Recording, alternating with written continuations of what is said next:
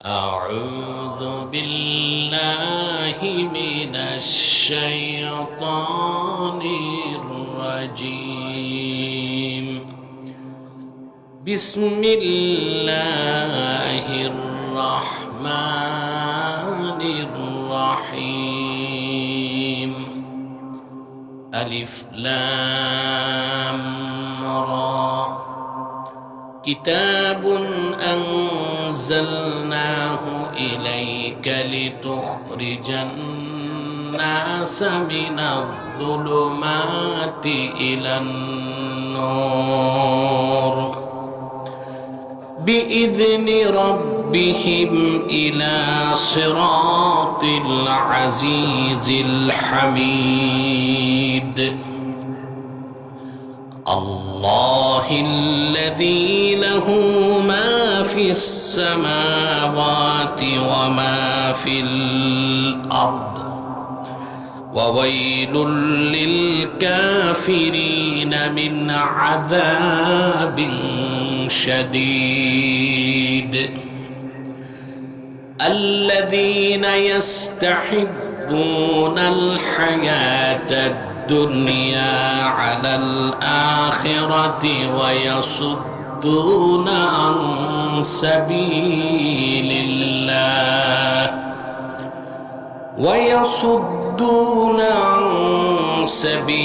الله ويبغونها عوجا أولئك في ضلال بعيد. صدق الله العظيم وصدق رسوله النبي الكريم ونحن على ذلك من الشاهدين والشاكرين والحمد لله رب العالمين. إن الله وملائكته يصلون على النبي يا أيها الذين آمنوا صلوا عليه وسلموا تسليما. اللهم صل على سيدنا مولانا محمد وعلى آله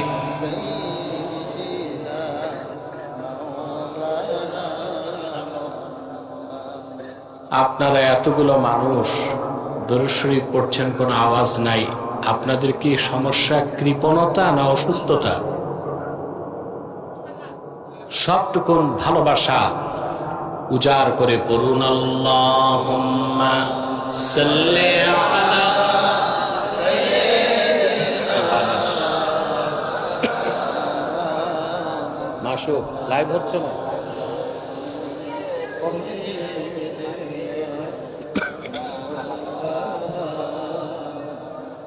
فهو الذي تم معناه وصورته ثم اصطفاه حبيبا بارئ النسم. اللهم صل على مولانا محمد وعلى آله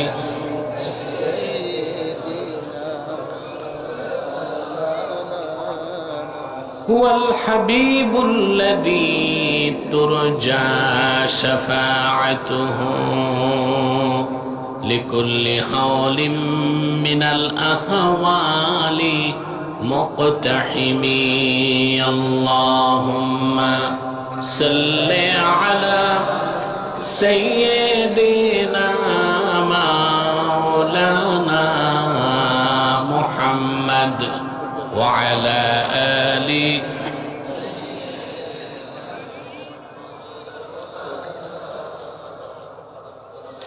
মুহাম্মাদুন রাসূলুল্লাহ সাল্লাল্লাহু আলাইহি ওয়াসাল্লাম খাতামাল্লাহু বিহিন নবুওয়া ওয়া হাকামান লা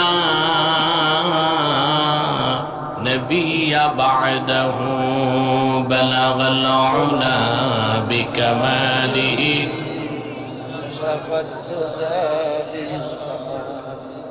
حسنت جميع خصاله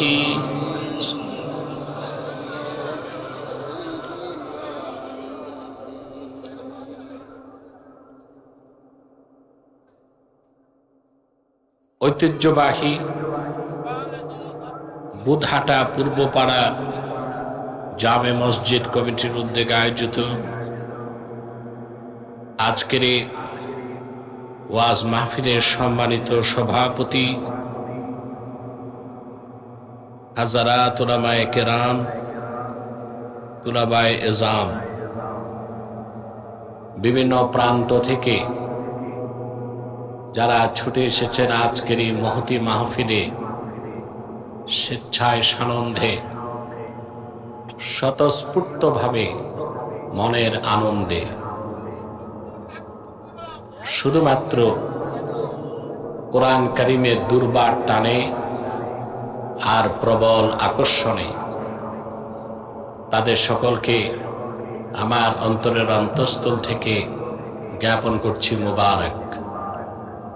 সবটুকুন শুকরিয়া আল্লাহ সুবহানাহু ওয়া তাআলার জন্যে, যিনি আজকের এই বরকতপূর্ণ মাহফিলে আমাদেরকে আসার বসার তৌফিক মেহেরবানি করে ভিক্ষা দান করেছেন। সেজন্য আসুন আমরা সকলে একবার অবনত চিত্তে হৃদয়ের আবেগ অনুভূতি উজাড় করে সমবেত কণ্ঠে বলি আলহামদুলিল্লাহ।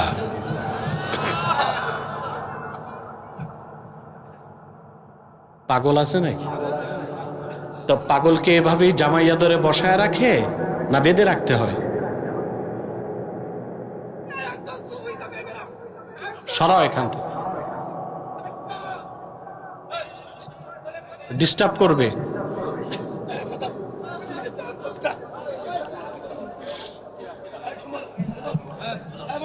এখন এটা আবার কি ধরনের পাগল তাও দেখতে হবে, জাতে মাতাল তালে ঠিক কিনা।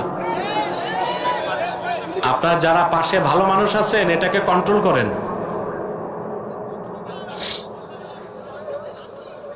হ্যাঁ, ভক্তি বেশি, খুব ভক্তি। সাইদি বর্তমানে একটা ছেলে মারা গেছিল অ্যাক্সিডেন্ট করে, সেখান থেকে এরকম হয়ে গেছে। এমনি খুব ভালো। বসান, আরাম করে বসায় দেন তারে। যারা এখানে এসেছেন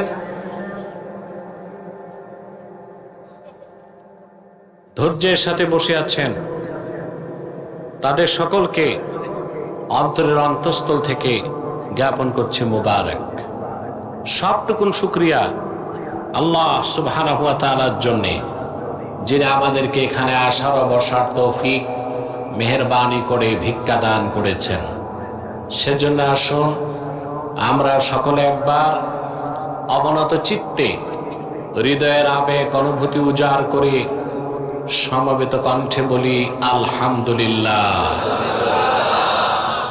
অগণিত অসংখ্য দরুদ ও সালাম আল্লাহর সৃষ্টির প্রধান আকর্ষণ, বিশ্বসভার সভাপতি, সকল নবী রাসূলগণের মাথার তাজ, শামসুল হিদায়াত, বদরুদ্দুজা, সাইয়্যিদুস সাকালাইন, ইমামুল মুরসালিন, খাতামুন নবিয়্যিন আল মুরসালিন, আফতাবে নবুওয়াত, শাহনশাহে রিসালাত, সরকারে দো জাহাं, সুলতানুল মদিনা, নবিয়ুল আম্বিয়া, হুজুরে আকরম, নূরে মুজাসসম, নূরুন আলা নূর, সাইয়্যিদিনা হাবিবিনা শফিঈনা মাওলানা মুহাম্মদ সাল্লাল্লাহু আলাইহি ওয়াসাল্লামের উপর আল্লাহ তাবারাকা ওয়া তাআলা, যাকে আজ থেকে ১৫০০ বছর আগে প্রেরণ করেছেন সর্বশ্রেষ্ঠ ও সর্বশেষ নবী ও রাসূল হিসেবে, যার পরে আজ পর্যন্ত পৃথিবীতে অবশ্যই কোনো প্রকার নবী কিংবা রাসূল অবশ্যই আসে নাই, অবশ্যই এখনো নাই, অবশ্যই কিয়ামত পর্যন্ত আসবে না। সম্মানিত সুধী, আমি এই রাতের বেলা এত পথ পাড়ি দিয়ে আসতে খুব কষ্ট হয়েছে আমার। আপনাদের পথঘাট খুব খারাপ, অনেক বড় বড় গর্ত হয়ে আছে, এত বড় গর্ত যেগুলোতে মাছ চাষ করা যাবে।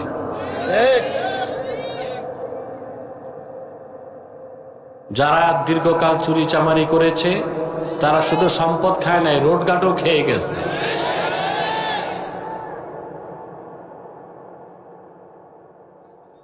তা আমার আসতে খুব ক্লান্তি, অবসাদ, দুঃখ, ব্যথার বোঝা নিয়ে এসেছি।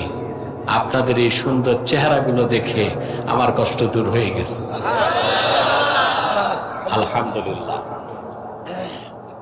আমি আজকে আপনাদের সামনে কোরআন কারীম সূরা ইব্রাহিম থেকে প্রথম 3টি আয়াত তেলাওয়াত করেছি।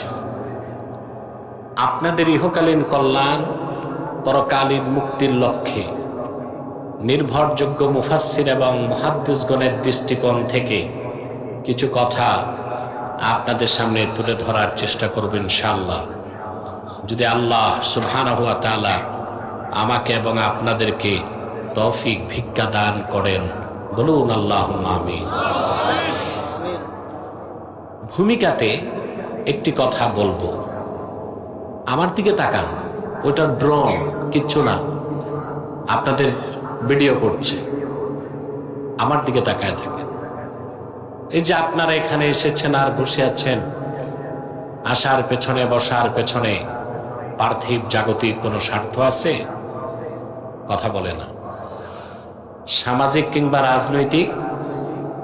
আমরা এসেছি শুধুমাত্র আল্লাহ তার হাবিবের রেজামান্দি হাসিল করার জন্য, দুনিয়ার কল্যাণ, পরকালীন মুক্তির জন্যে। সুবহানাল্লাহ বলেন। সবচেয়ে আনন্দের বিষয় হচ্ছে আল্লাহ তাআলা আপনাদেরকে পছন্দ করেছেন। আলহামদুলিল্লাহ। খুশি হন নাই? পুরুষের কণ্ঠে বলেন আলহামদুলিল্লাহ। আল্লাহ যে পছন্দ করেছেন আপনাদেরকে, তার প্রমাণ হচ্ছে দ্বীন শিখার জন্য আপনাদেরকে নির্বাচন করেছেন। আল্লাহ যাকে পছন্দ করেন তাকে দ্বীন শিখার সুযোগ করে দেন। এটা আমার কথা নয়, সহিহুল বুখারী কিতাবুল ইলমে হযরত মুআবিয়া রাদিয়াল্লাহু তাআলা আনহু থেকে একটি হাদিস এসেছে। আল্লাহর হাবিব ইরশাদ করেছেন, মান ইউরিদিল্লাহু বিহি খাইরান ইউফাক্কিহু ফিদ্দীন। আল্লাহ রাব্বুল আলামিন তার যে বান্দাকে পছন্দ করেন, যার কল্যাণ চান, তাকে দ্বীনের সমঝদার বানায় দেন। ফাক্কাহা ইউফাক্কিহু মানে ফকিহ বানানো, ফকিহ বানানো। সুবহানাল্লাহ। আল্লামা বদরুদ্দিন আইনি উমদাতুল কারিতে ব্যাখ্যা করেছেন, ইউফাক্কিহু ফিদ্দীন আইয়াজআলহু ফাকিহান ফিদ্দীন। আল্লাহ তার যে বান্দাকে পছন্দ করেন, যার কল্যাণ চান, তাকে দ্বীন শিখিয়ে দ্বীনের সমঝদার বানায় দেয়। সুবহানাল্লাহ। তা আল্লাহ যে আমাদের ভালোবাসলেন, পছন্দ করলেন, এতে আমরা খুশি না বেজার? আপনাদের জন্য দ্বিতীয় অফার আছে, সেটা হচ্ছে আমরা এই হাজার হাজার জনতা একটু পরে মুনাজাত করব, বিদায়ী মুনাজাত, ঠিক না? এককভাবে না সম্মিলিতভাবে? তাতে ফায়দা কি? ইমামে হায়সামি মাজমাউজ জাওয়ায়েদের মধ্যে বর্ণনা করেছেন, আল্লাহর হাবিব ইরশাদ করেছেন, আমার কোন ইমানদার উম্মত যদি আল্লাহর কাছে দোয়া করে, বাকিরা যদি সম্মিলিতভাবে আমিন আমিন বলে, আমার উম্মতের সম্মিলিত মুনাজাত আল্লাহ পাক তাৎক্ষণিক কবুল করে নিবে। একটু পরে আমরা মুনাজাত করব, আল্লাহর কাছে গুনাহ মাফের দোয়া চাইব, ঠিক না? শিশুর মতো নিষ্পাপ হয়ে বাড়ি যেতে পারবো। এতে আমরা খুশি না বেজার? বেজার শুধু শয়তান। বেজার কে? শয়তানের এখন একটা চেষ্টা বাকি আছে, মুনাজাতের আগে আপনাদের উঠানো যায় কিনা। আমরা নেক নিয়ত করে শয়তানের নাপাক গালে একটি চপেটা ঘাত করতে চাই। আমার কথা বুঝতেছেন? তাহলে আমরা নিয়ত করছি কিছুক্ষণ পরে আজকের মুনাজাত করে গুনাহ মাফ করে নিষ্পাপ বেহেশতি আল্লাহ ওয়ালা হয়ে বাড়ি যেতে চাই। কারা কারা হাত তুলে আল্লাহ তাআলাকে দেখো।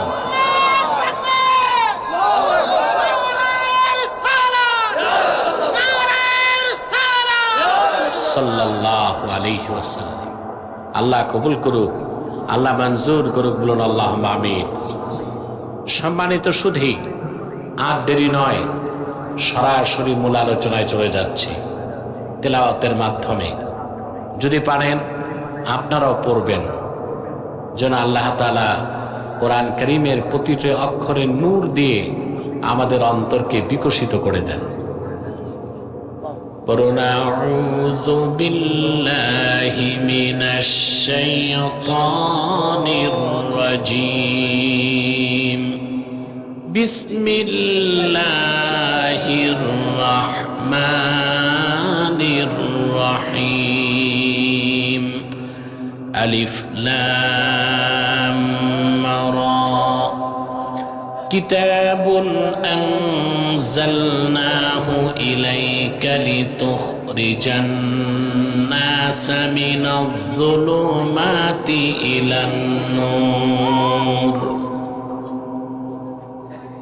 সূরা ইব্রাহিমের শুরু করলেন আল্লাহ তাআলা কয়েকটি অক্ষর দিয়ে, আলিফ লাম রা।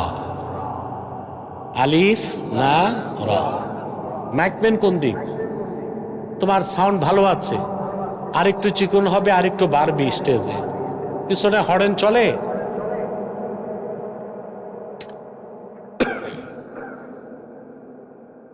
কোরআন কারীমের বিভিন্ন সূরা আল্লাহ শুরু করেছেন অক্ষর দিয়ে। আলিফ লাম মিম, আলিফ লাম রা, ইয়াসিন, তাহা, কাফ হা ইয়া আইন সাদ। আছে না? এগুলোকে তাফসিরের পরিভাষায় বলা হয় হুরুফুল মুকাত্তা। এই অক্ষরগুলোর অর্থ বান্দারা জানে না, আল্লাহই জানেন। সুবহানাল্লাহ বলবেন না? সমস্ত মুফাসসিরগণ ব্যাখ্যা করতে যে লিখে দিয়েছেন চূড়ান্ত পর্যায়ে, আল্লাহু আ'লামু বিমুরাদিহি বিযালিক। এই হুরুফে মুকাত্তাতগুলো, অক্ষরগুলোর অর্থ আল্লাহ তাআলাই ভালো জানেন। তবে আমার একটা বক্তব্য আছে, আমরা জানি না, আল্লাহ জানেন, আর অবশ্যই আল্লাহর হাবিবও জানতেন। সুবহানাল্লাহ। যদি বলা হয় না রাসূলুল্লাহ জানতেন না, তো বলতে হয় এই অক্ষরগুলো অনর্থক নাজিল হয়েছে। কথা বলেন, কোরআন শরীফের শুরু থেকে শেষ পর্যন্ত কোথাও একটা অক্ষরে কি অনর্থক নাজিল হয়েছে? হয়েছে? আসেন কোরআন কারীম থেকে দলিল নেন। আল্লাহ রাব্বুল আলামিন তার হাবিবকে ডাক দিয়ে বলেন, লা তুহাররিক বিহি লিসানাকা লিতা'জালা বিহি ইন্না আলাইনা জামআহু ওয়া কুরআনাহু ফাইযা ক্বরা'নাহু ফাত্তাবি' কুরআনাহু সুম্মা ইন্না আলাইনা বায়ানাহু। আল্লাহ তার হাবিবকে ডেকে বলেন, মুহাম্মদ সাল্লাল্লাহু আলাইহি ওয়াসাল্লাম, কোরআন কারীমকে আত্মস্থ করার জন্য আপনার জবান দ্রুত সঞ্চালন করবেন না, বরং আমি যখন কোরআন নাজিল করব আপনি শুধু শুনবেন, তাতেই চলবে। আপনার সিনায় কোরআন জমা করে দেবার দায়িত্ব আমি আল্লাহ, আর যে অংশ ব্যাখ্যা করা দরকার ওটা ব্যাখ্যা করে দেবার দায়িত্ব আমি আল্লাহ। সুবহানাল্লাহ। তাহলে বিসমিল্লাহর বা থেকে মিনাল জিন্নাতি ওয়ান নাসে সিন পর্যন্ত প্রতিটি বাক্যের, প্রতিটি শব্দের, প্রতিটি অক্ষরের কি অর্থ তা রাসূলুল্লাহ অবশ্যই জানতেন, ঠিক না? সেজন্যই আমরা বলতে পারি আল্লাহ অবশ্যই জানেন, আল্লাহ তার হাবিবকেও জানিয়ে দিয়েছিলেন। সুবহানাল্লাহ। হুরুফুল মুকাত্তাত গুলোর ব্যাপারে চমৎকার তথ্য দিয়েছেন ইমাম বাইজাবি রাহমাতুল্লাহি আলাইহি। নাম শুনছেন না? আলেমরা তো তার তাফসীরও পড়ছেন বাইজাবি শরীফ। এটা কওমিতেও পড়ায়, আলিয়াতেও পড়ায়। ইমাম বাইজাবি লেখেন,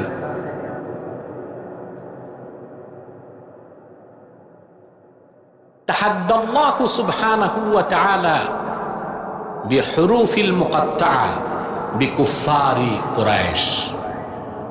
আল্লাহ তাআলা এই আলিফ লাম মিম, আলিফ লাম রা, এই হুরুফুল মুকাত্তাত গুলো দিয়েও মক্কার কাফের কুরাইশদের সাথে চ্যালেঞ্জ করেছেন।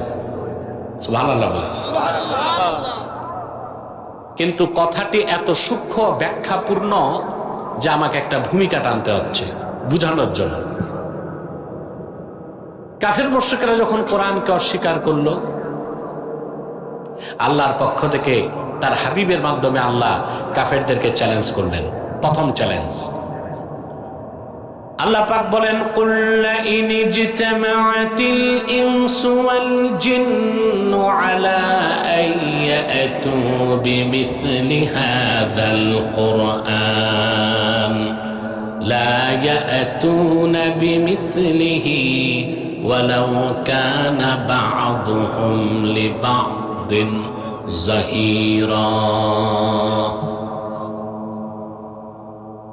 মুহাম্মদ সাল্লাল্লাহু আলাইহি ওয়াসাল্লাম অবিশ্বাসী কাফেরদেরকে বলুন, तमाम পৃথিবীর সমস্ত মানুষ আর সমস্ত জিন যদি ঐক্যবদ্ধ হয় একটা এজেন্ডা বাস্তবায়ন করার জন্য, আল্লাহ বলেন আমার কিতাবের মতো একটা কিতাব তারা রচনা করে দেখাবে। আল্লাহ বলেন কিয়ামত তক জিন আর মানুষ যদি পরস্পরকে সহযোগিতা করে, তারপর আমার কোরআনের মতো একটা কিতাব আনতে পারবে না। কেউ পেরেছে? আল্লাহর চ্যালেঞ্জ কত শক্ত। যদি সমস্ত মানুষ আর সমস্ত জিন জোটবদ্ধ হয়, জোট বুঝেন? আরে ভাই আমি কি কবরস্থানে না মাহফিলে? এখনো তোমাদের শব্দ নাই। মাহফিলে না কবরস্থানে? আমাকে তো সাপোর্ট দিতে হবে, পারবেন না? জোট বুঝেন? বাঙালির চেয়ে বেশি জোট আর ভোট বুঝে কারা? এই দেশের মানুষ রাজনীতি বুঝুক আর না বুঝুক তর্ক করে। চায়ের দোকানে গেলে দেখবেন চায়ের কাপে রাজনীতির তর্কে যে ঝড় তুলে বাঙালি। আমেরিকাতে রাজনৈতিক দল আছে দুইটা প্রধান দল, ডেমোক্রেট আর রিপাবলিক। আরো কয়েকটা আছে অখ্যাত দল। আর ছোট্ট এক বাংলাদেশে দল আছে মোটামুটি 147টার মতো। এমন রাজনৈতিক দলও আছে যার সদস্য 3 জন, সভাপতি, সেক্রেটারি, দরজার দারোয়ান। বাংলাদেশে এই দেশের লোক জোট বুঝে, ভোট বুঝে আর নোট বুঝে। সিদ্ধান্ত নিছে একটা ভোট দিবে এক নেতাকে, কিন্তু আগের রাতে যে নোট বেশি দিছে তারে ভোট দেয়। আমি দেখলাম এই 50 বছরে এই দেশের স্বাধীনতার পর থেকে ইতিহাস এটাই প্রমাণ দেয়, এই জাতি বুঝে জোট, ভোট, নোট, ফির সব কুছ ঝুট। কিছু পায় না, কিছু পায়। তা আমরা আসলে জোট বুঝি, ভোট বুঝি। আর বেশি বুঝি বলেই কিছু পাই নাই। ফিরে আসতে হবে ন্যায় ও সত্যের পথে, আর সেটা একমাত্র আল্লাহর কোরআন। ঠিক না? বলবো, আরো কিছু কথা বলবো, একটু ধৈর্য ধরেন। আল্লাহ পাক বললেন, সমস্ত জিন আর সমস্ত মানুষ যদি জোটবদ্ধ হয় একটি এজেন্ডা বাস্তবায়ন করতে, আমার কিতাবের মতো একটা কিতাব আনবে, কিয়ামত তক চেষ্টা করেও কোরআনের মতো একটা কিতাব আনতে পারবে না। তারপর আসলো দ্বিতীয় চ্যালেঞ্জ। أم يقولون افتراه قل فأتوا بعشر سور مثله مفتريات। বরং কাফেররা বলে, কোরআন তো মুহাম্মদ সাল্লাল্লাহু আলাইহি ওয়াসাল্লাম নিজেই রচনা করেন। আল্লাহ ডেকে বললেন, হাবিব আমার মুহাম্মদ সাল্লাল্লাহু আলাইহি ওয়াসাল্লাম, আপনি ঘোষণা করুন, কোরআনের মতো একটা কিতাব দরকার নাই, কোরআন কারীমের 10টা সূরার মতো সূরা রচনা করে দেখাও তো দেখি। কাফেররা পেরেছে? আজ তো কেউ পেরেছে? কিয়ামত পর্যন্ত পারবে? এরপর আসলো তৃতীয় চ্যালেঞ্জ। আল্লাহ পাক ঘোষণা করলেন, ইন কুনতুম ফি রাইবিম মিম্মা নাযালনা আলা আবদিনা ফাআতু বিসূরাতিম মিন মিথলিহি ওয়াদউ শুহাদাআকুম মিন দুনিল্লাহি ইন কুনতুম সাদিকিন।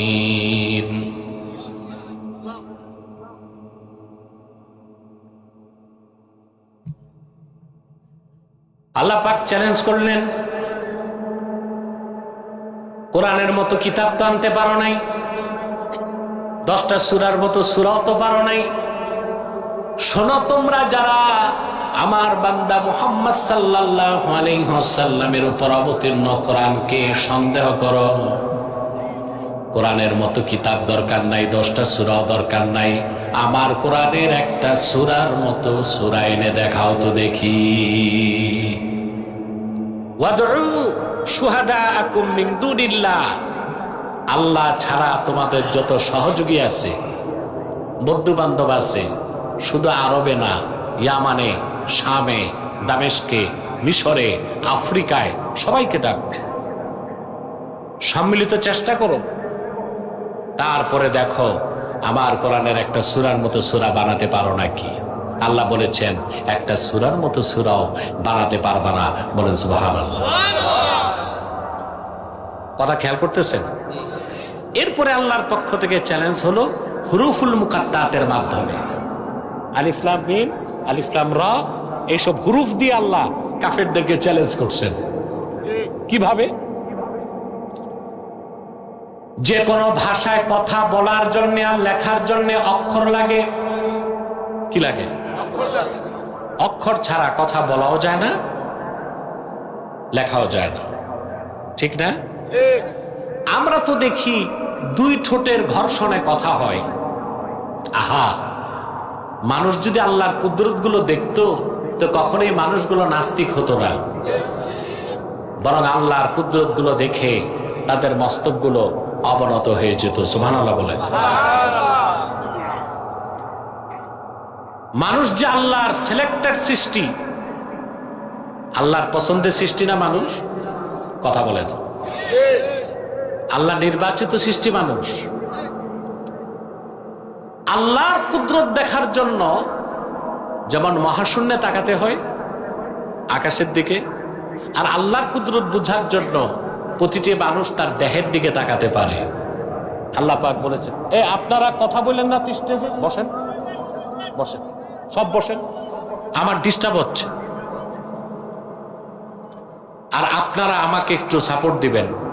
আপনারা ঘুমান, জীবিত আছেন না মরে গেছেন আমি বুঝবো কেমনে? সারা শব্দ করবেন না ইনশাআল্লাহ।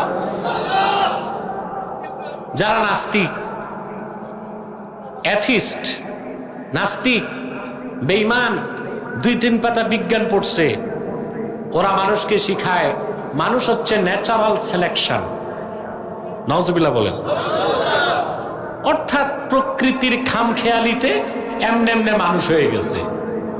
বানর থেকে, হনুমান থেকে, ওরাং ওটাং থেকে, শিম্পাঞ্জি থেকে, যেগুলো বলে গেছে ইংরেজ দার্শনিক নিকৃষ্ট শয়তানের পোষ্যপুত্র ডারউইন। এই শয়তানটাই প্রথম দ্য থিওরি অফ এভোলিউশনে এই বিবর্তনবাদকে লিখেছে। পৃথিবীতে কোটি কোটি মানুষ বিবর্তনবাদ পড়ে নাস্তিক হয়ে গেছে, কিন্তু আল্লাহ তাআলার সৃষ্টি, শ্রেষ্ঠ সৃষ্টি মানুষের একটা দিক দেখেন, এই যে ভাষা, কথা, এই একটা কুদরত দেখলেই আল্লাহর কুদরতের সামনে মস্তক নত হয়ে যাবে। আমরা দেখি ঠোঁট নড়ে, কথা হয়, বিষয় কি এতটুক? কথা জাগে মনে, কথাকে সাজায় মাথা, মনের কথা মুখে আসতে লাগে বাতাস। কথা পরিবহন করে কে? সুবহানাল্লাহ। কথা জাগে মনে, সাজায় কে? তারপরে ফুসফুস বাতাস সাপ্লাই দেয়। বাতাসের মাধ্যমে কথাটা এই গলাতে আল্লাহ ফিট করছেন একটা যন্ত্র, ষড়যন্ত্র। এটা কনস্পিরেসি না, ওই ষড়যন্ত্র না, ষড়যন্ত্র। এটা আর কোন প্রাণীকে আল্লাহ দেন নাই। আল্লাহর এই একটা কুদরত দিয়ে তো বিবর্তনবাদ ধূলিসাৎ হয়ে যায়। যদি মানুষ বানর থেকেই হতো, হনুমান থেকে হতো, শিম্পাঞ্জি থেকে হতো, তো ওদের গলায় কথা বলার যন্ত্র নাই কেন? তাহলে বোঝা যায় মানুষ ন্যাচারাল সিলেকশন না, বরং মানুষ হচ্ছে best creation of almighty Allah, selected by Allah. মানুষ হচ্ছে আল্লাহ নির্বাচিত সৃষ্টি, শ্রেষ্ঠ সৃষ্টি। কোন প্রাণীকে তিনি কথা বলতে দিবেন না, সেজন্য মানুষকে শুধু কথা বলার যন্ত্র দিয়েছেন, বলেন সুবহানাল্লাহ। কথা জাগে মনে, কথা সাজায় মাথা, বাতাস পরিবহন করে কণ্ঠের মাধ্যমে, দুই ঠোঁটের ঘর্ষণে অক্ষরে রূপ নিয়া ভাষা বেরিয়ে যায়। প্রতিটি ভাষা লেখার জন্য, বলার জন্য উপাদান হচ্ছে অক্ষরমালা। কি? এবার দেখেন হুরুফে মুকাত্তার দিয়ে কিভাবে চ্যালেঞ্জ করা হলো কাফেরদেরকে। আল্লাহ পাক কাফেরদেরকে চ্যালেঞ্জ করলেন, আমার কিতাবের মতো একটা কিতাব তো আনতে পারো নাই, 10টা সূরার মতো সূরাও তো পারো নাই, একটি সূরার মতো সূরাও তো পারো নাই। আমার ভাষা আরবি, আমার হাবিবের ভাষাও আরবি, কোরআনের ভাষাও আরবি, কুরাইশরা তোমাদের ভাষাও তো আরবি। আরবি লেখার জন্য, বলার জন্য যে অক্ষর লাগে তা তো তোমাদের কাছে আছে, যেমন আলিফ লাম মিম, আলিফ লাম র, ইয়াসিন, তাহা। আল্লাহ উদাহরণ দিয়ে দিয়ে বুঝাই দিলেন, এই রকম অক্ষরগুলো দিয়া আমার কোরআনের একটা বাক্যের মতো বাক্য তৈরি করে দেখাও তো দেখি। কাফেরা পেরেছে? জোরে বলেন। সেজন্য বেজাবি বলেছেন, এই আলিফ লাম মিম, আলিফ লাম রা, এই হুরুফুল মুকাত্তাত দিয়ে আল্লাহ তাআলা মূলত কাফেরদেরকে আরেক প্রকার চ্যালেঞ্জ করেছেন, বলেন সুবহানাল্লাহ। বাস এতটুকুই কথা এখানে, তারপর সামনে যাচ্ছি। কিতাবুন আনজালনাহু ইলাইকা লিতুখরিজান নাসা মিনাজ যুলুমাতি ইলান নূর। মুহাম্মদ সাল্লাল্লাহু আলাইহি ওয়াসাল্লাম, আপনার উপর এই কোরআন আমি নাজিল করেছি, এই কিতাব আমি অবতীর্ণ করেছি, যেন আপনি গোটা মানব সভ্যতাকে অন্ধকার সমূহ থেকে বের করে একটি নূরের দিকে আনতে পারেন। সুবহানাল্লাহ বলেন। সেই নূর হচ্ছে ইসলাম, সেই নূর হচ্ছে ঈমান। সুবহানাল্লাহ বলেন। সেই নূর কি? ইসলাম। সেই নূর হচ্ছে ঈমান। ইসলাম সম্পর্কে আমার দেশে 88% মুসলমানের কোনো ধারণাই নাই। তারা মনে করে ইসলাম হচ্ছে প্রথা সর্বস্ব একটা ধর্ম। একটু নামাজ রোজা করলাম, টুপি দাড়ি লাগাইলাম, বাস আমি মুসলিম হয়ে গেছি। না, ইসলাম এত ছোটখাটো বিষয় না। ইসলাম হচ্ছে আল্লাহ কর্তৃক প্রেরিত, আল্লাহ কর্তৃক মনোনীত, আল্লাহ কর্তৃক স্বীকৃত মুহাম্মদ সাল্লাল্লাহু আলাইহি সাল্লামের আনিত পূর্ণাঙ্গ জীবন বিধানের নাম হচ্ছে ইসলাম। এটাকে আল্লাহ নূর বলেছেন, সুবহানাল্লাহ। আর এই ইসলাম ছাড়া যা আছে, যত তন্ত্র মন্ত্র মতবাদ, মিথ্যাশ্রিত ধর্ম, মানবরচিত ধর্ম, বিকৃত ধর্ম, এই সব কিছুকে আল্লাহ বললেন জুলুমাত। অন্ধকার না, অন্ধকার সমূহ। জুলমাতুন মানে অন্ধকার, আর জুলুমাত হচ্ছে বহুবচন, অন্ধকার সমূহ। তাহলে আল্লাহর কাছে একমাত্র ইসলাম হচ্ছে কি? নূর। সুবহানাল্লাহ বলেন। কষ্ট হচ্ছে না তো? একটু মনোযোগ থাকবে তো? আমরা একটা মেসেজ নিয়ে বাড়ি যাব, পারবো ইনশাআল্লাহ? আমার ভাইয়েরা, আল্লাহ রাব্বুল আলামিন কোরআন কারীমের মধ্যে ইসলামের বিভিন্ন পরিচয় তুলে ধরেছেন, ইসলামকে বিভিন্ন বিশেষণে বিশেষিত করেছেন। যেমন আল্লাহ এখানে ইসলামকে বলেছেন নূর। নূর মানে কি? জোরে বলতে হবে, আলো। কেমন আলো? এখানেও ব্যাখ্যা আছে। নূরের সম্পূর্ণ বিপরীত হচ্ছে নার, আগুন। নার বা আগুন ধরালে তাতেও তো আলো হয়, হয় না? কিন্তু আগুন নিভাই দিলে আলো হয় না। আবার সূর্য উঠলে আলো পান, ওটা হচ্ছে দাউউশ শামস। ওটা কি?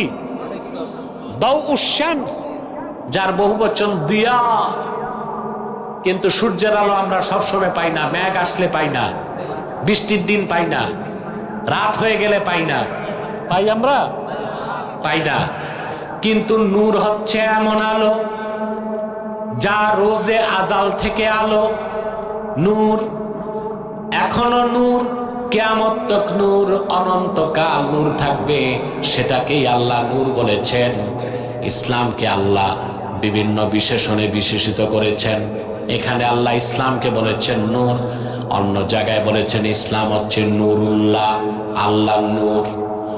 আল্লাহ রাব্বুল আলামিন বলেন, ইউরিদুনা লিইউতফিউ নূরাল্লাহি বিআফওয়াহিহিম ওয়াল্লাহু মুতিম্মু নূরিহি ওয়ালাউ কারিহাল কাফিরুন। কাফের মুশরিকরা চায় তাদের মুখের ফু দিয়া আল্লাহর নূরকে নিভায় দিবে না। আল্লাহ অবশ্যই তার নূরকে পরিপূর্ণতা দানকারী। আল্লাহ অবশ্যই মুহাম্মদ সাল্লাল্লাহু আলাইহি ওয়াসাল্লামকে প্রেরণ করে প্রায় ১,৫০০ বছর আগে আল্লাহ তার নূর ইসলামকে পরিপূর্ণ করে দিয়েছেন। কিয়ামত পর্যন্ত সেই আল্লাহর নূর দ্বীন ইসলাম, যেটা চেরাগে মুহাম্মাদি, মানুষকে শুধু আলোই দেখায় যাবে। কিয়ামত তক মানুষ অন্ধকার ছেড়ে আল্লাহ প্রদত্ত সেই দিন নূর, দ্বীন ইসলাম, আল্লাহ নূরের আলোতে আসতে থাকবে। আমার একটা কষ্ট, অনেক সময় দেখা যায় স্কলার বা বক্তারাও ভুল ওয়াজ করে। কথায় কথায় বলে আমাদের এক হইতে হবে, নতুবা ইসলাম ধ্বংস হয়ে যাবে। নওজুবিল্লাহ। ইসলাম কি ধ্বংস হওয়ার জিনিস? কথা বলে না। বলে আমাদের ঐক্যবদ্ধ হইতে হবে, নতুবা ইসলামের ক্ষতি হবে। না, ইসলামের ক্ষতি হবে না। ইসলামের রক্ষক স্বয়ং আল্লাহ। ভুলের কারণে মুসলমানের ক্ষতি হবে, ভুলের কারণে মুসলমানের ধ্বংস আসতে পারে। ইসলাম অক্ষয়, অবিকৃত, অম্লান। ইসলামের রক্ষক আল্লাহ। এটা আল্লাহর নূর, এটা চেরাগে মুহাম্মাদি। সারা দুনিয়ার সমস্ত পরাশক্তি, অপশক্তি, তাগুতি শক্তি সম্মিলিত ভাবে চেষ্টা করেও দ্বীন ইসলামের এক জাররা ক্ষতি করার ক্ষমতা রাখে না।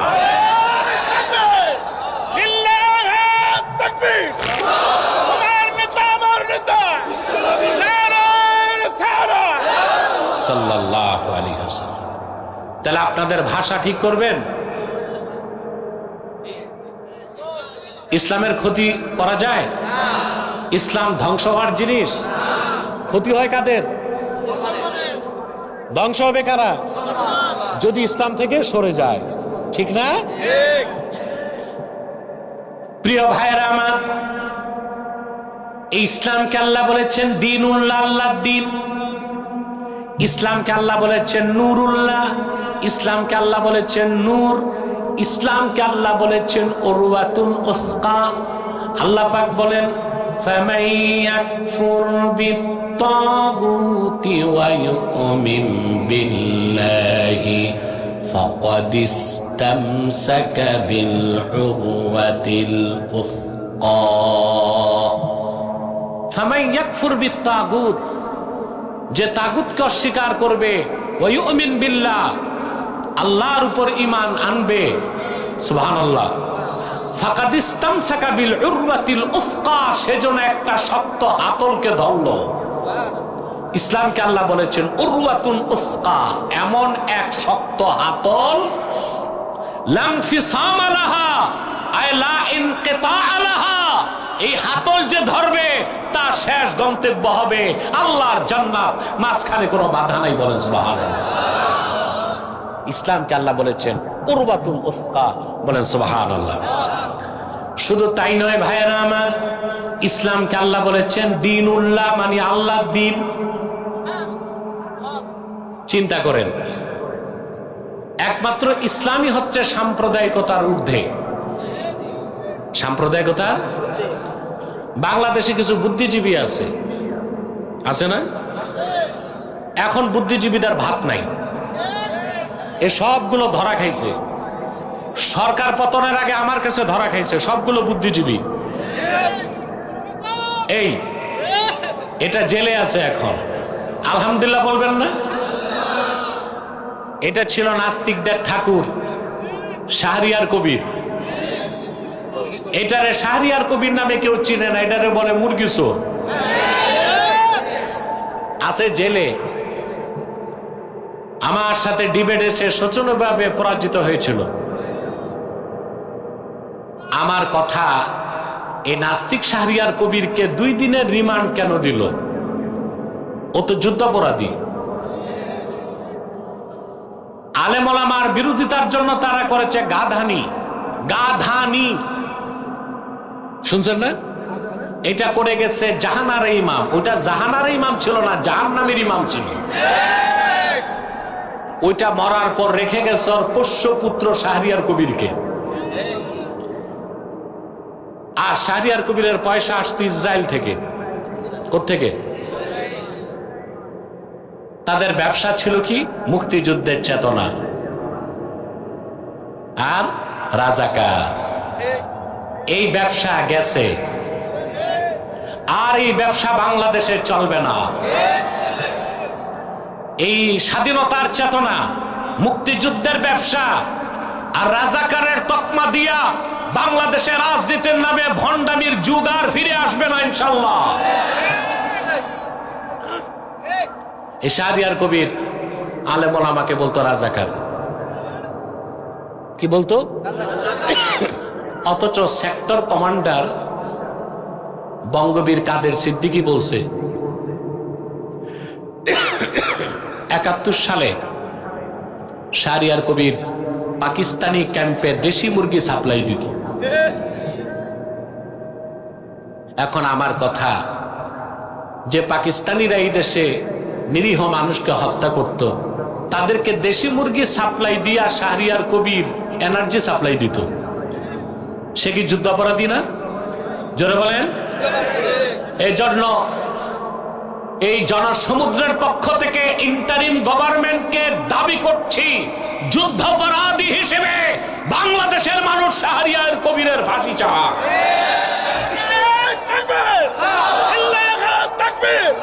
ইসলামের শত্রুরা বিপ্লব বিপ্লব নারায়ে তাকবীর, আমার নেতা আমার নেতা নারায়ে রিসালাত সাল্লাল্লাহু আলাইহি ওয়াসাল্লাম। নাস্তিকগুলো, বুদ্ধিজীবীগুলো এখন গর্তে লুকাইছে। জালেম সবাই পালাইছে। কেউ গেছে স্বামীর বাড়ি, কেউ শ্বশুর বাড়ি, কেউ দাদার বাড়ি, কেউ পশ্চিমা দুনিয়া ওদের বাপের বাড়ি। ঠিক না? আমরাই ছিলাম, আমরাই আছি। মনে রাখবেন, যে সময় বা যে যুগ চলে যায় তার কখনো ফিরে আসে না, কিয়ামত তক ফিরবে না, কখনোই ফিরবে না। কিন্তু যে মানুষগুলো একবার খাসলত খারাপ হয়ে যায়, ওরা পালিয়ে গেলেও যদি মরে না যায়, আবার তারা পুরানো খাসলতে ফিরে আসতে পারে। এটা আপনাদের মনে রাখতে হবে। কথা বুঝতে পারছেন? এই বুদ্ধিজীবী মহল ওলামা একরামকে প্রায় বলে, আমরা যদি বলি বাংলাদেশে ইসলামী শরিয়া আইন চাই, চাই না? আমরা ব্যক্তিগতভাবে আমি চাই খেলাফত প্রতিষ্ঠিত হোক, ইমারত ইসলামিয়া প্রতিষ্ঠিত হোক। এখন ইসলামী ইমারতের কথা বললে, শাসনের কথা বললেই তারা বলে আমরা নাকি সাম্প্রদায়িক। অথচ একমাত্র ইসলামই হচ্ছে সাম্প্রদায়িকতার ঊর্ধ্বে। আর ইসলাম ছাড়া প্রত্যেকটা ধর্মই সাম্প্রদায়িকতার দোষে দুষ্ট। তার প্রমাণ হিন্দু ধর্ম, নাম প্রমাণ দেয় ধর্মটা কাদের? কথা বলেন। ইহুদি ধর্ম, খ্রিস্টান ধর্ম, বৌদ্ধ ধর্ম। আল্লাহর কোরআনের কোথাও এমন একটা শব্দ নাই যেখানে আল্লাহ ইসলামকে বলেছেন দিনুল মুসলিমিন, মুসলমানের ধর্ম। বরং ইসলামকে আল্লাহ বলেছেন দিনুল্লাহ, আল্লাহর দিন। কার দিন? আল্লাহর। এই কোরআনের কোথাও ইসলামকে বলা হয় নাই দিনুল মুসলিমিন, এটা বলা হয় নাই। কারণ আল্লাহর হাবিব মুহাম্মদ সাল্লাল্লাহু আলাইহি সাল্লাম আল্লাহর পক্ষ থেকে যে দিন এনেছেন, যে কোরআন এনেছেন, তার কল্যাণ, তার হেদায়েত শুধু মুসলমানদের জন্য না, সারা বিশ্ব মানবতার মুক্তির জন্য আল্লাহর হাবিব কোরআন এনেছেন, আল্লাহর পক্ষ থেকে দিন এনেছেন। এই দিন ইসলামকে আল্লাহ দিনুল মুসলিমিন বলেন নাই, দিনুল্লাহ বলেছেন। বলেন সুবহানাল্লাহ। আল্লাহ রাব্বুল আলামিন বলেন, ইযা জাআ নাসরুল্লাহি ওয়াল ফাথ ওয়া রাআইতান নাসা ইয়াদখুলুনা ফি দীনিল্লাহি আফওয়াজা। আল্লাহ দিন ইসলামকে বলেছেন দিনুল্লাহ। দিন কার? সুবহানাল্লাহ বলবেন না?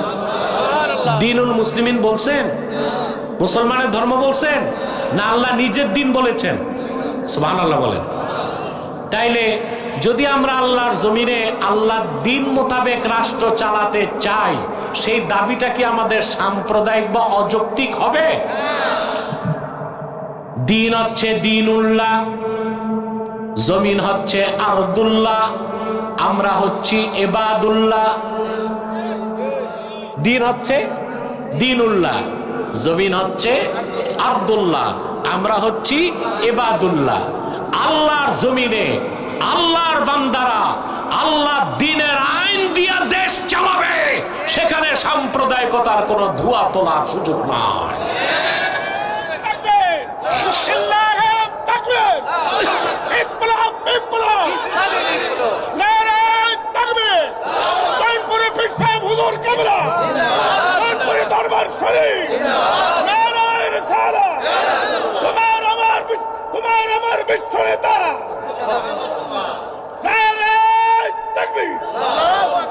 সম্মানিত সুধী, তাহলে ইসলাম, কথা বুঝতেছেন? এই ইসলামকে আল্লাহ বলেছেন নুরুল্লাহ, ইসলামকে বলেছেন নূর, ইসলামকে বলেছেন দিনুল্লাহ, ইসলামকে বলেছেন উরওয়াতুল উফকা। এটা গতানুগতিক ধর্ম না, এটা পূর্ণাঙ্গ জীবন বিধান। বলেন সুবহানাল্লাহ। আমার ব্যক্তি জীবন কেমন হবে, সমাজ জীবন কেমন, সাংস্কৃতিক জীবন কেমন, রাষ্ট্র জীবন কেমন, শিক্ষা জীবন কেমন, লেনদেন কেমন, ব্যবসা বাণিজ্য কেমন হবে, আইন আদালত কেমন হবে, বিচার ব্যবস্থা কেমন হবে, সব কথাই দিন ইসলামের মধ্যে এসেছে। দিন ইসলাম যারা মানবে, এই পৃথিবীতে তাদের কোনো কল্যাণ মুক্তির জন্য অন্য কোনো মানুষের, কোন ধর্মের, কোন মতবাদের মুখাপেক্ষী হবার দরকার নাই। ইসলামের বাইরে কিচ্ছু নাই, সবটাই জুলুমাত, চাইলেও নেওয়ার কোনো সুযোগ নাই। আপনারা বলতে পারেন হিন্দু ধর্ম, বৌদ্ধ ধর্মের কথা বাদ দিলাম, ইসলাম ছাড়াও তো আরো দুইটা ধর্ম আছে, যে দুই ধর্মকে বলা হয় সেমেটিক রিলিজিয়ান, সেমেটিক রিলিজিয়াস বলা হয় না? একটা ইহুদি ধর্ম আর একটা খ্রিস্টান ধর্ম। আরবিতে আকাশকে বলে সামা। কি বলে? এই সামা থেকে সেমেটিক, সামা থেকে, অর্থাৎ কোন কালে যে ধর্মটা আকাশ থেকে এসেছে ওইটাকে বলা হয় সেমেটিক রিলিজিয়াস। কথা বুঝতেছেন? হ্যাঁ, আমরা জানি মুসা নবীর কাছে দিন এসেছে আসমান থেকে, ঈসা নবীর কাছে দিন এসেছেও আসমান থেকে। এখন কেউ বলতে পারে তাইলে ইসলাম ছাড়া আরো তো ধর্ম আছে, ওগুলো মানা যাবে না কেন? প্রশ্ন আসে না? আমি একটা সহজ উদাহরণ দিচ্ছি আপনাদেরকে। ঔষধ যত দামি হোক, মূল্যবান হোক, মেয়াদ উত্তীর্ণ ঔষধ খেলে রোগী ভালো হবে না মরবে? মারা যাবে না? ওষুধ যত দামি হোক, এই যে ক্যান্সারের ঔষধ, কেমোথেরাপি, এক এক বোতলের দাম 1 লাখ 1.5 লাখ টাকা। এটা তারিখ ঠিক থাকতে হবে। মেয়াদ উত্তীর্ণ কেমোথেরাপি রুগীকে দিলে রুগী বাঁচবে না, তাড়াতাড়ি মারা যাবে। তাড়াতাড়ি মারা যাবে না? মুসা নবীর কাছে আল্লাহর পক্ষ থেকে যে দিন এসেছিল, ঈসা নবী আসার পরে সেটা মেয়াদ উত্তীর্ণ হয়ে গেছে। ঈসা নবীর মাধ্যমে আল্লাহর পক্ষ থেকে যে শরীয়ত এসেছিল 1500 বছর আগে, আল্লাহর আখিরি নবী মুহাম্মদ সাল্লাল্লাহু আলাইহি সাল্লামের মাধ্যমে দিন ইসলাম আসার পরে ঈসা নবীর শরীয়ত ডেট উত্তীর্ণ হয়ে গেছে। এখন একমাত্র ইসলাম, কেবল ইসলাম, শুধুমাত্র ইসলাম। পূর্বের মেয়াদ উত্তীর্ণ কোন শরীয়ত মানার সুযোগ নাই। সুযোগ? কথাগুলো বুঝতেছেন? এরপরে আল্লাহ তাআলা বলেন বিইذনি রাব্বিহিম ইলা সিরাতিল আজিজিল হামিদ। মুহাম্মদ সাল্লাল্লাহু আলাইহি সাল্লাম, এই কিতাব আপনার উপর কোরআন নাজিল করেছি যেন আপনি বিশ্বের মানুষদেরকে অন্ধকার সমূহ থেকে একটি নূর অর্থাৎ ইসলামের দিকে বের করে আনেন, মানব জাতির রবের হুকুমে, নির্দেশে। এরপর আবার আল্লাহ ইসলামের আরেকটা পরিচয় তুলে ধরলেন, ইলা সিরাতিল আজিজিল হামিদ। এই ইসলাম হচ্ছে যিনি আল্লাহ আজিজুল হামিদ, ওনার মনোনীত পথ। সুবহানাল্লাহ। আল্লাহ কর্তৃক মনোনীত পথ কয়টা? কথা বোঝা যায়? ডবল হচ্ছে না তো? আল্লাহ কর্তৃক মনোনীত পথ কয়টা? ওটার নাম কি? ওটাকে আল্লাহ বলেছেন সিরাতিল্লাহ, আবার বলেছেন সিরাতিল আজিজিল হামিদ, আবার সেটাকে বলেছেন সিরাতিল মুস্তাকিম। সুবহানাল্লাহ। ইসলাম কিন্তু একটাই, ইসলামের কোনো ভার্সন নাই। আছে আমাদের দেশে এই যে এখন তো বুদ্ধিজীবীদের ভাত নাই, এখন নতুন একটা দল বের হয়েছে, এদের নাম রাষ্ট্রচিন্তক। কি নাম? রাষ্ট্রচিন্তক। বুদ্ধিজীবীদের তো ভাত নাই, পুরান পাগলের ভাত নাই, এখন নতুন পাগল বের হয়েছে, এরা রাষ্ট্রচিন্তক। এদের নেতা হচ্ছে ফরহাদ মজহার। এই লোক, এই বাউল সমন্বয়কদের মাথা নষ্ট করে, সে লম্বা কুর্তা লাগায়, এত মোটা আলিগুড়ি পায়জামা, ওর ভিতরে তার নাতিরও ঢুকানো যাবে, মাথায় কিম্ভূত কিমাকার টুপি, রবি ঠাকুরের মতো লম্বা দাড়ি, 3 ইঞ্চি মোটা মোষ, দাঁত কয়টা গোনা যাবে না, পিছনে সরস্বতীর মূর্তি আর সামনে লালনের বেহালা। এ হচ্ছে রাষ্ট্রচিন্তক। এ আমাদেরকে শিখাবে কিভাবে আমরা বাংলাদেশ তৈরি করব। আমাদের মাথা নষ্ট হয়েছে, ওর মতো গাঁজাখোরের কাছে আমরা বাংলাদেশ বানাবার শিক্ষা নিব। বাংলাদেশ কিভাবে চলবে এই দেশের আলেমরাই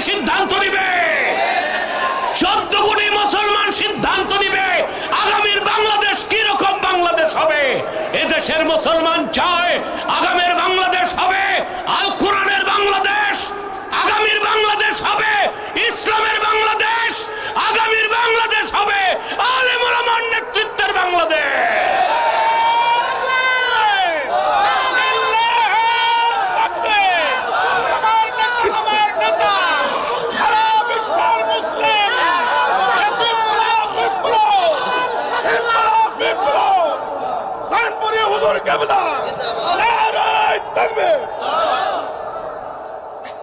সম্মানিত সুধী,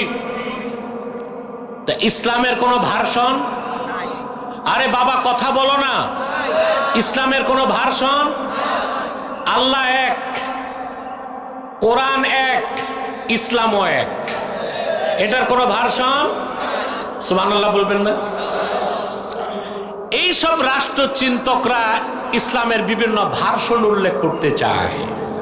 যেমন বলে পলিটিক্যাল ইসলাম, রেডিক্যাল ইসলাম, সুফিবাদী ইসলাম। চিন্তা করেন কত বড় আঘাত আমাদের ইমানের উপর। যখন আমরা জিহাদের কথা বলি তখন বলে এটা রেডিক্যাল ইসলাম। যখন আমরা ইসলামী রাষ্ট্র ব্যবস্থার কথা বলি বলে এটা পলিটিক্যাল ইসলাম। আর শুধু যারা পিরি মুরিদি করে, তসবি পড়ে, তাদেরটা বলে এটা সুফিবাদী ইসলাম। না, ইসলামকে ভাগ করার, ভাষণ করার অধিকার তোমাকে কে দিয়েছে? ইসলাম তো একটাই, সিরাতিল আজিজিল হামিদ। এটা মহান আল্লাহ স্বীকৃত মনোনীত পথ। ইসলাম একটাই, এটার কোনো ভাষণ নেই। জিহাদ পূর্ণাঙ্গ ইসলাম নয়, পূর্ণাঙ্গ ইসলামের একটা আমল। কথা বলে না। সিয়াসাতুল ইসলামিয়া, ইসলামী রাজনীতি পূর্ণাঙ্গ ইসলাম নয়, পূর্ণাঙ্গ ইসলামের একটা আমল। তরিকত তাসাউফ পূর্ণাঙ্গ ইসলাম নয়, পূর্ণাঙ্গ ইসলামের একটা আমল। ইসলাম একটাই, এটার কোনো ভার্সন নাই। এই ইসলামকে আল্লাহ বলেছেন সিরাতিল আজিজিল হামিদ। সুবহানাল্লাহ। ইসলামের বাইরে কোনো কিছুই আল্লাহ গ্রহণ করবেন না। আল্লাহর আখিরি নবী মুহাম্মদ সাল্লাল্লাহু আলাইহি ওয়াসাল্লাম ১৫০০ বছর আগে আল্লাহর পক্ষ থেকে আমাদের জন্য আনলেন পূর্ণাঙ্গ জীবন বিধান, যার নাম ইসলাম, যার আরেক নাম নূর, যার আরেক নাম নুরুল্লাহ, যার আরেক নাম উরওয়াতুল উসকা, যার আরেক নাম দ্বীনুল্লাহ, যার আরেক নাম সিরাতিল আজিজিল হামিদ। বলেন সুবহানাল্লাহ। মুসলমান, আগে ইসলামকে চিনুন। আপনার তো ইসলামের পরিচয় জানেন না, এই জন্য আপনাদেরকে কাফের মুশরিক বেঈমানরা পথভ্রষ্ট বানায় আর আপনাদেরকে নিয়ে গুটি খেলে, ঠিক না? এবার আসেন, আল্লাহ ওনার দুইটা সিফত উল্লেখ করলেন, আজিজ আর হামিদ। কয়টা? এখন আজিজ অর্থ কি?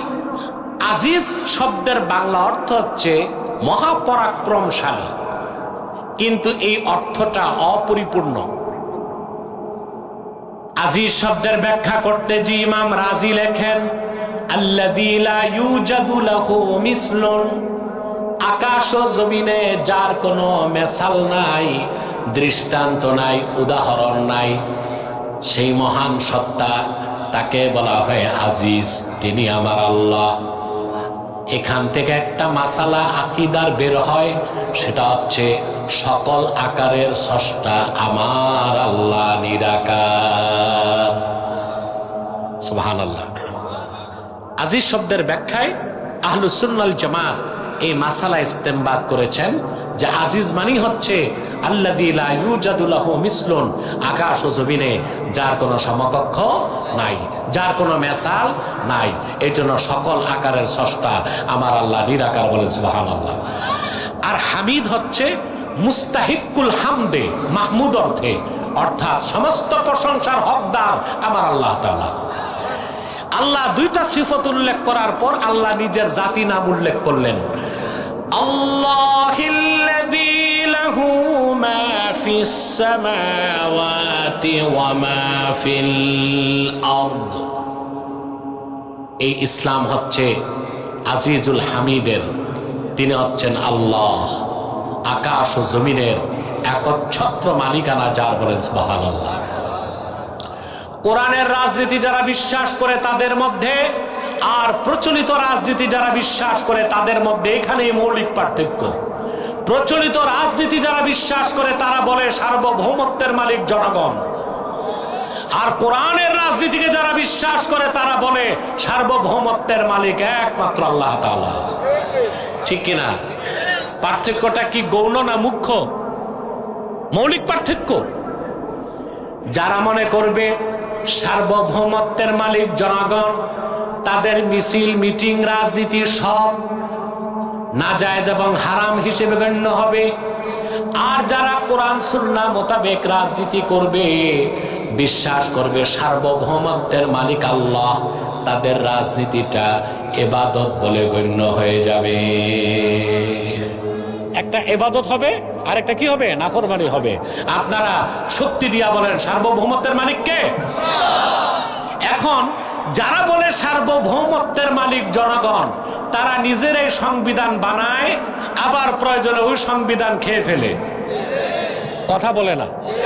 যারা বলে সার্বভৌমত্বের মালিক জনগণ, সংবিধান তারা বানায় না?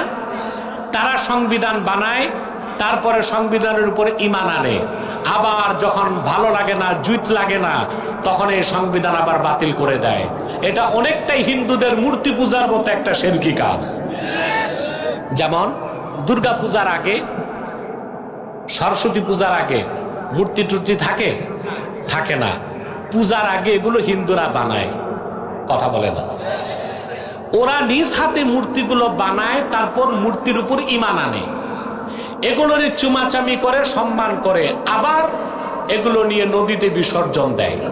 ওরাই বানালো, ওরাই ঈমান আনলো, ওরাই ধ্বংস করলো।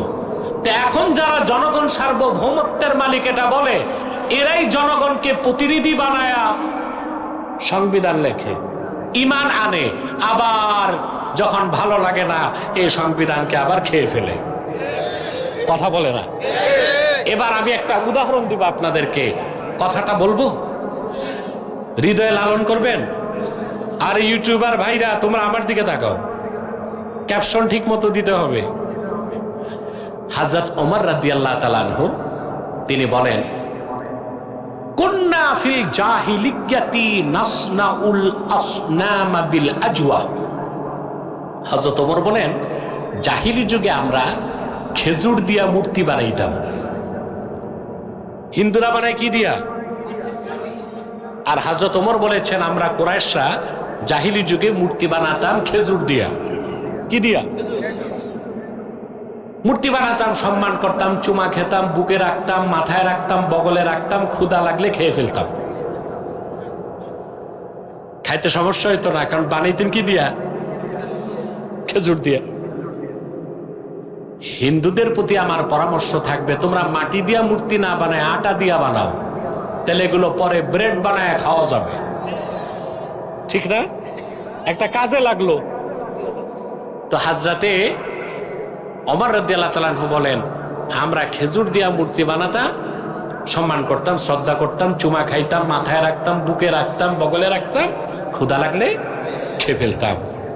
আজ হযরত ওমরের কথাটা আমার হৃদয়ে দাগ কেটেছে। ১৫০০ বছর পর দেখতে পাই যারা বলে সার্বভৌমত্বের মালিক জনগণ, তারাই আইন তৈরি করতেছে, তারাই সংবিধান রচনা করতেছে, আবার তারাই তাদের সংবিধানের উপর ঈমান আনতেছে, আবার সময় মতো তারাই তাদের সংবিধান খেয়ে ফেলতেছে। এখন কথা হচ্ছে, রাষ্ট্র সংস্কার হবে, নতুন সংবিধান হবে। আমরা ৭২-এর সংবিধান চাই না, আবার মন গড়া জনগণ সার্বভৌমত্বের মালিক এই নীতিত সংবিধান চাই না। আমরা এমন এক সংবিধান চাই যা রচিত হবে কোরআন ও সুন্নাহর আলোকে, ইজমা ও কিয়াসের আলোকে। এইরকম একটি সংবিধান একটি সুন্দর বাংলাদেশ আমাদেরকে উপহার দিতে পারে। আল্লাহ কবুল করুন।